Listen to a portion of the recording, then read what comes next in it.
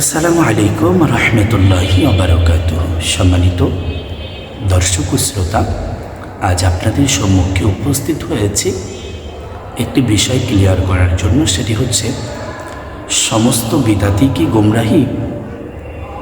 বিদাত কি? বিদাতের আবিধানিক এবং পারিভাষিক সংজ্ঞা কি? বিদাতের নাম শুনলে আমাদের অন্তরে কম্পনের সৃষ্টি হয়ে যায়।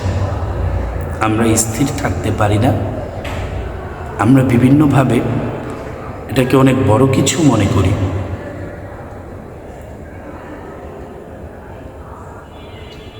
সম্মানিত উপস্থিতি, দর্শক ও শ্রোতা যারা আমাকে দেখছেন, তাদের উদ্দেশ্যে আমি বলবো যে বিদআত এর আবিধানিক অর্থ হলো নতুন আবিষ্কার করা, নতুন কিছু তৈরি করা। এর পারিভাষিক সংজ্ঞা হলো, রাসূল করিম সাল্লাল্লাহু আলাইহি সালামের জামানায় যা ছিল না, বর্তমানে নতুন আবিষ্কৃত হয়েছে, সেগুলোকেই বিদআত বলে। জমশর উলামায়ে কেরামের মধ্যে নবীজির যুগ, সাহাবীদের যুগ ও তাবেঈদের যুগ, এই তিন যুগে যা ছিল না কিন্তু বর্তমানে তা নতুন আবিষ্কৃত হয়েছে, তাকেই বিদআত বলে। বিদআতের কথা শুনলে ঘাবড়িয়ে যাওয়ার কোনো দরকার নাই, কারণ বিদআত সাধারণত দুই প্রকার। একটি হচ্ছে বিদআতে সাইয়্যিআ, আরেকটি হচ্ছে বিদআতে হাসানা। একটি নিকৃষ্ট বিদআত, আরেকটি উত্তম বিদআত। নিকৃষ্ট বিদআত কি? যা ইসলামের শরীয়ত অনুসরণ করে না, ইসলামের শরীয়তে যা হারাম সেইগুলো হলো নিকৃষ্ট বিদআত। যেমন গান বাজনা করা, এটা নিকৃষ্ট বিদআত। অশ্লীল কথা বলা নিকৃষ্ট বিদআত। অশ্লীলতার জন্য কোনো কিছু তৈরি করা নিকৃষ্ট বিদআত। তারপর আপনার সাধারণত এই যে আমরা টিভি, সিডি, ভিসিআর, ডিস, বিভিন্ন কিছু, এগুলো নিকৃষ্ট বিদআত।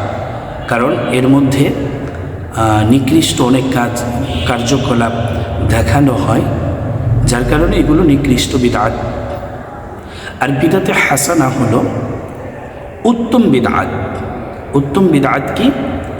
ইসলামে যেই বিদআতটা হলে ইসলামের উপকার হয়, সেটাই হচ্ছে বিদআতে হাসানা। যেমন বর্তমানে মসজিদে এসি লাগানো, সাধারণত মাদ্রাসা তৈরি করা, মসজিদ উন্নতি করা, বিভিন্নভাবে সামাজিক অনেক কার্যকলাপ আছে যেগুলো আবিষ্কারের মাধ্যমে সমাজকে সুন্দর করা, ইসলামিক সমাজ গঠন করা, বিভিন্ন কিছু, এগুলো হলো উত্তম বিদআত। তাহলে আমরা জানতে পারলাম বিদআত দুই প্রকার। একটি হলো বিদআতে সাইয়্যিআ, আরেকটি হলো বিদআতে হাসানা। হাদিসে কারীমের মধ্যে আছেন যে কুল্লু বিদআতিন সাইয়্যিআতিন যালালা, প্রত্যেক নিকৃষ্ট বিদআতই গোমরাহি।